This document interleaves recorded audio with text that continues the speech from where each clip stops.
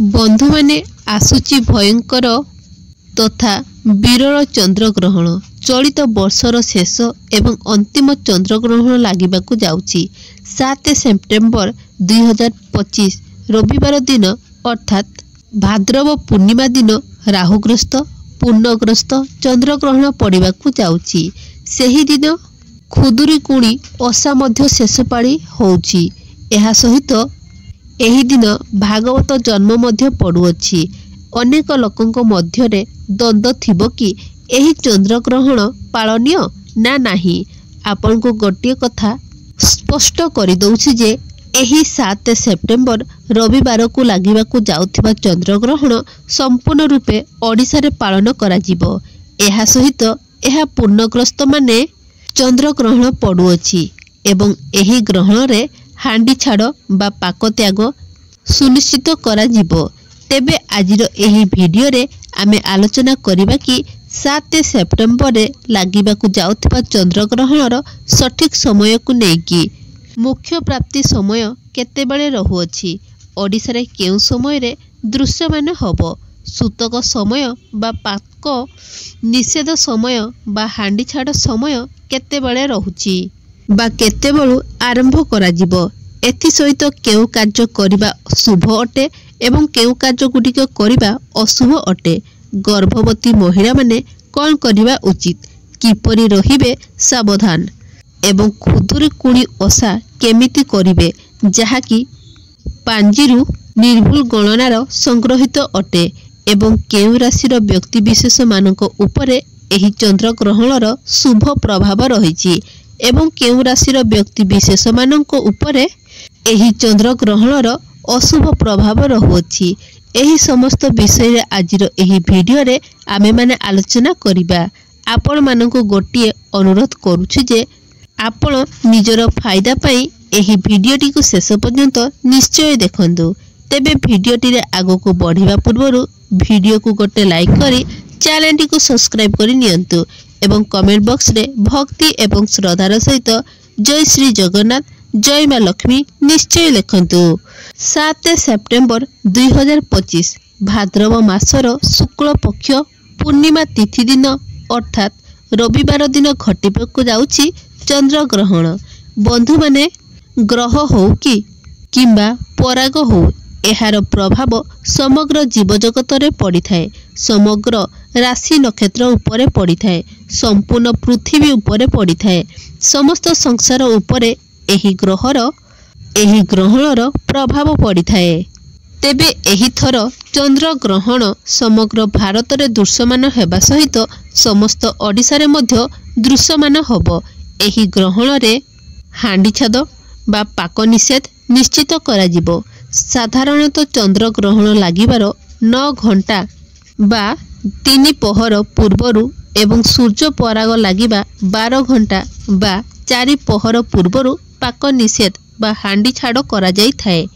एही समय को आमे सूतक समय बोली कहि थाउ। जेहेतु एहा चंद्रग्रहण लागिबाकु जाउछि तो 9 घंटा पूर्वरु हांडी छाड़ बा पाक निषेध करा जिवो। तेबे एही चंद्रग्रहणर सूतक समय बा पाक निषेध समय बा हांडी छाड़र समय होउछि 7 सेप्टेम्बर 2025 रविवार दिन 12:57 रु आरंभ होई राति 1:25 शेष होबो। एही समय मध्यरे संपूर्ण भावरे देवनीति भजन निषेध एवं रंधा कार्य गुडी को संपूर्ण भावरे बारण करा जाई अछि। तो आपण माने 7 सेप्टेम्बर रविवार दिन 12:57 पूर्वरु आपण जहाँ भी किछि खाइबा कथा खाई नेबे एवं समस्ते देवनीति को सारिबा पई चेष्टा करिवे, किंतु दिन 12:57 परे आपण कोनोसी भी देवनीति करिवे नाही, अन्न भोजन करिवे नाही किंबा रंधन कार्य मध्य आपण करिवे नाही। जेहेतु आमे सनातन धर्म को अवलंबन करा जाउ अछि तो समस्ते ग्रहणर नीति नियम को पालन करिबा आमर कर्तव्य अटे। ग्रहणर सूतक काल सरिबा परे तापरे जाई आपण कोनोसी भी शुभ कार्य करि परिबे, ईश्वरंकर दर्शन करि परिबे, संध्या आरती करि परिबे, देवनीति करि परिबे। ଏହି ସୂତକ କାଳ ଶିଶୁ ରୋଗୀ ଲୋକଙ୍କୁ ଏବଂ ବୃଦ୍ଧମାନଙ୍କ ପାଇଁ ପାଳନୀୟ ନୁହେଁ। ତେବେ ଏହି ଗ୍ରହଣ ଲାଗିବାର ସମୟ ହେଉଛି 7 ସେପ୍ଟେମ୍ବର 2025 ରବିବାର ରାତ୍ରି 9:50 ଆରମ୍ଭ ହେବ ଏବଂ ରାତି 1:25 ଗ୍ରହଣ ସମାପ୍ତ ହେବ ବା ମୋକ୍ଷ ପ୍ରାପ୍ତି ହେବ। ଗ୍ରହଣର ଯେଉଁ ପୂର୍ଣ୍ଣଗ୍ରସ୍ତ ଯେଉଁ ସମୟ ରହୁଛି ତାହା ରାତି 11:01 ଆରମ୍ଭ ହୋଇ ରାତି 11:42 ପର୍ଯ୍ୟନ୍ତ ରହିବ। ଗ୍ରହଣର ଗ୍ରସ୍ତର ସମାପ୍ତି ହେଉଛି ରାତି 12:23 କିନ୍ତୁ ଗ୍ରହଣର ମୁଖ୍ୟର ସମୟ ହେଉଛି ରାତି 1:25। ତେବେ ଗ୍ରହଣର ମୋଟ ସମୟ ସୀମା ବା ଅବଧି 3 ଘଣ୍ଟା 29 ମିନିଟ୍ 25 ସେକେଣ୍ଡ ରହୁଛି। ଏହି 3 ଘଣ୍ଟା 29 ମିନିଟ୍ 25 ସେକେଣ୍ଡର ଗ୍ରହଣ ସମୟରେ ବିଶେଷ କରି ଗର୍ଭବତୀ ମହିଳାମାନେ ଘର ବାହାରକୁ ବାହାରିବା ମନା ଅଟେ। ଗ୍ରହଣ ଦର୍ଶନ କରିବା ମଧ୍ୟ ବାରଣ ଅଟେ। ଯଦି କୌଣସି ନାରୀ ଗର୍ଭବତୀ ଅଟନ୍ତି, ଯଦି ଗ୍ରହଣ ସମୟରେ ସେମାନେ ଗୋଟିଏ ନଡ଼ିଆକୁ ନିଜର କୋଳରେ ଧରି ଶୋଇଯାଆନ୍ତି ତ ସେମାନଙ୍କୁ ଗର୍ଭଜନିତ କୌଣସି ବି ସମସ୍ୟା ବା କୌଣସି ବି କଷ୍ଟ ହୋଇନଥାଏ। ଏହି ଗ୍ରହଣର କୌଣସି ବି କୁପ୍ରଭାବ ଶିଶୁ ଉପରେ ପଡ଼ିନଥାଏ। ଗର୍ଭସ୍ଥ ଶିଶୁ ଗର୍ଭରେ ସୁରକ୍ଷିତ ରହିଥାଏ। ଜ୍ୟୋତିଷ ଶାସ୍ତ୍ର ଅନୁସାରେ ଏହି ଚନ୍ଦ୍ରଗ୍ରହଣର ପ୍ରଭାବରୁ ଗ୍ରହ ଏବଂ ନକ୍ଷତ୍ରମାନଙ୍କର ସ୍ଥାନରେ ଏକ ବହୁତ ବଡ଼ ପରିବର୍ତ୍ତନ ହେବାକୁ ଯାଉଅଛି। ଯେହେତୁ ଏହା ରାହୁଗ୍ରସ୍ତ ଚନ୍ଦ୍ରଗ୍ରହଣ ଲାଗିବାକୁ ଯାଉଛି ତ ଏହାର ସିଧାସଳଖ ପ୍ରଭାବ ରାଶିଚକ୍ରରେ ଥିବା 12 ଗୋଟି ରାଶିରେ ତାର ପ୍ରଭାବ ପଡ଼ିବାକୁ ଯାଉଛି ଏବଂ ଗ୍ରହର ଚଳନ କାରଣରୁ କିଛି ରାଶିର ବ୍ୟକ୍ତିବିଶେଷମାନଙ୍କ ଉପରେ ଏହି ଗ୍ରହଣର ଅଶୁଭ ପ୍ରଭାବ ପଡ଼ୁଥିବା ହେତୁ ସେମାନେ ଏହି ଗ୍ରହଣ ଦର୍ଶନ କରିବା ଉଚିତ ନୁହେଁ। କିନ୍ତୁ ଆଉ କିଛି ରାଶିର ବ୍ୟକ୍ତିବିଶେଷମାନଙ୍କ ପାଇଁ ଏହି ଗ୍ରହଣ ଶୁଭ ପ୍ରଭାବ ପକାଇବାକୁ ଯାଉଅଛି।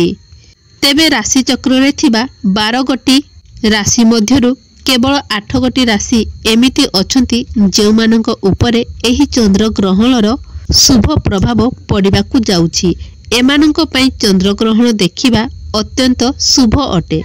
ସେହି ରାଶିଗୁଡ଼ିକ ହେଉଛନ୍ତି ମେଷ ରାଶି, ବୃଷ ରାଶି, ମିଥୁନ ରାଶି, ସିଂହ ରାଶି, କନ୍ୟା ରାଶି, ତୁଳା ରାଶି, ମକର ରାଶି ଏବଂ କୁମ୍ଭ ରାଶିର ବ୍ୟକ୍ତିବିଶେଷମାନଙ୍କ ପାଇଁ ଏହି ଗ୍ରହଣ ଅତ୍ୟନ୍ତ ଶୁଭ ରହିବ। ଏହି 8 ଗୋଟି ରାଶିର ବ୍ୟକ୍ତିବିଶେଷମାନେ ଗ୍ରହଣ ଦେଖିବା ଦ୍ୱାରା ଦର୍ଶନ କରିବା ଦ୍ୱାରା ଶୁଭ ଫଳ ପ୍ରାପ୍ତି କରିବେ ଏବଂ ଆଉ ଯେଉଁ 4ଟି ରହିଲେ ରାଶି ସେମାନଙ୍କ ପାଇଁ ଏହି ଗ୍ରହଣ ଅଶୁଭ ଫଳ ପ୍ରଦାନ କରିବ। ସେମାନଙ୍କୁ ଗ୍ରହଣ ଦେଖିବା ଅଶୁଭ ଅଟେ।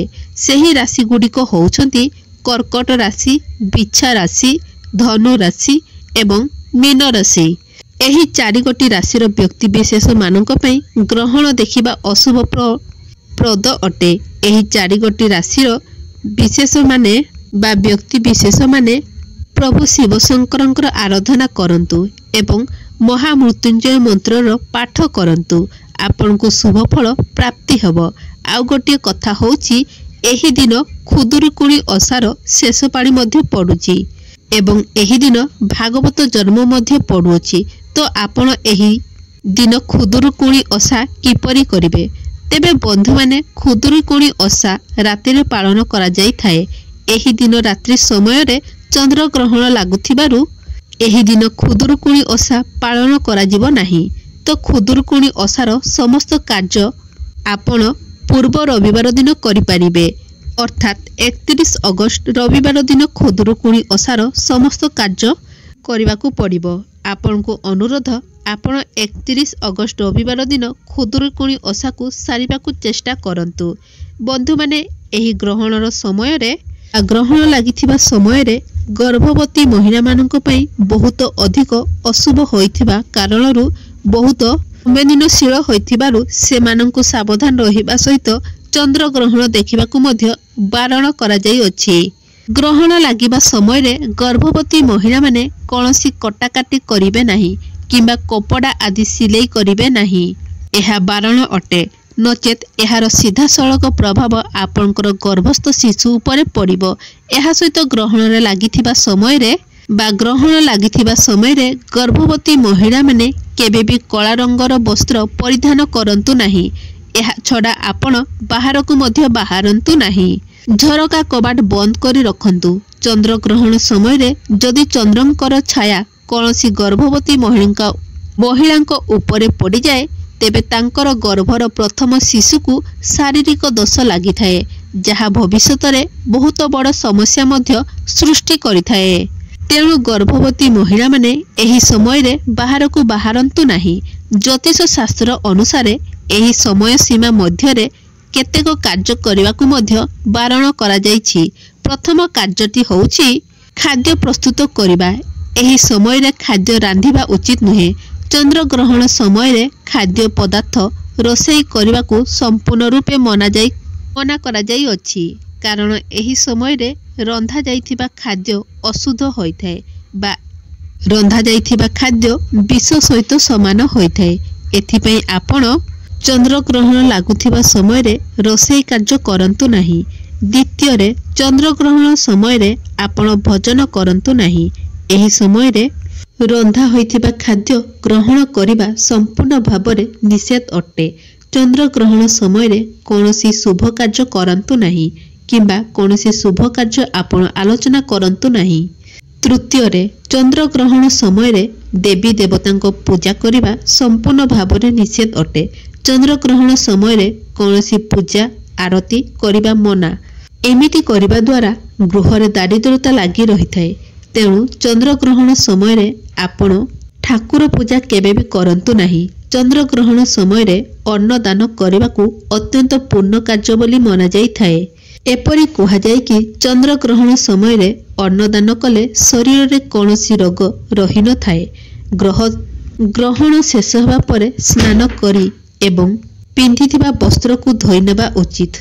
स्नान करि सारिया परे घर जाक गंगा जल छिंची करंतु।